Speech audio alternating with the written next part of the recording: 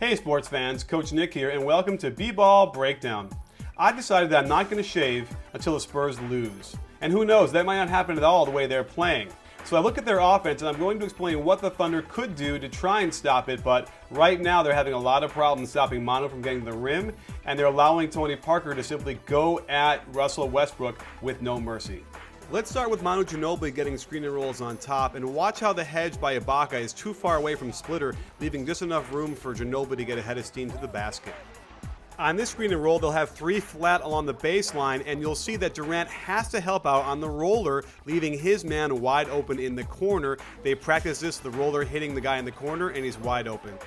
And to confuse the defense, they'll run the same play, but they'll flip it and have the two guys on the left side of the court. Durant still has to help on the roller, and luckily he gets a hand up and deflects that ball, otherwise Kawhi was wide open in the corner.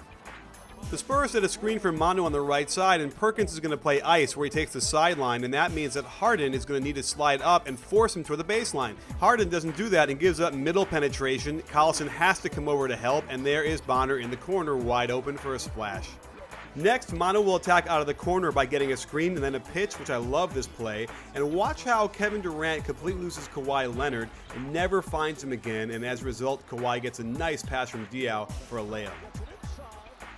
And the Thunder were terrible getting back on transition in this game. Watch how you have 5 of the Spurs in the backcourt and 3 guys back in perfect position to stop the fast break, but Kevin Durant doesn't find Kawhi Leonard in the corner. They get a little penetration and then a quick pass and a dunk.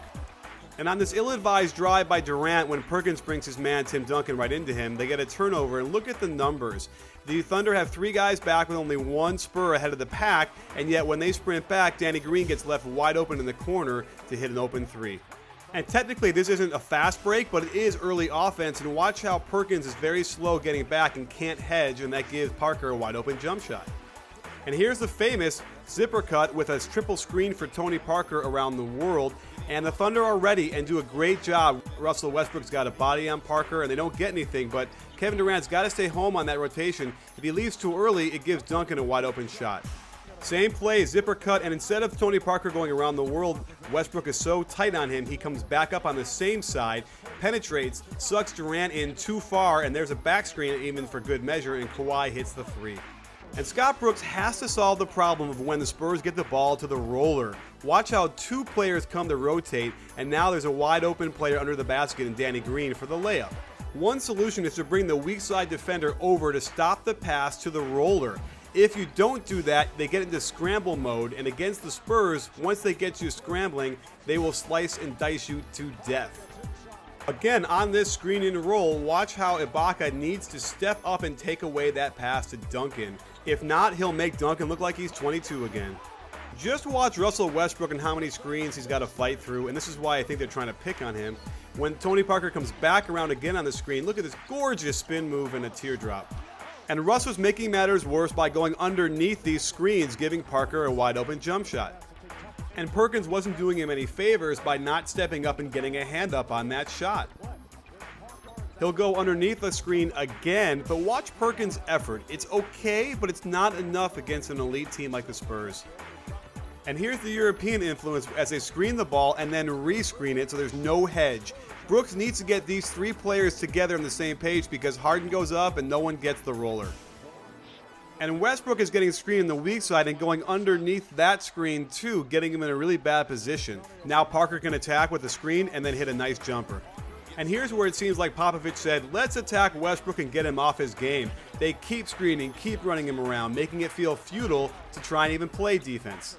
At this point, Westbrook probably doesn't even know where Parker is going to attack from. Here's that around the world triple screen. He comes back because there's 5 feet between him and Westbrook, and Parker just easily hits that jump shot.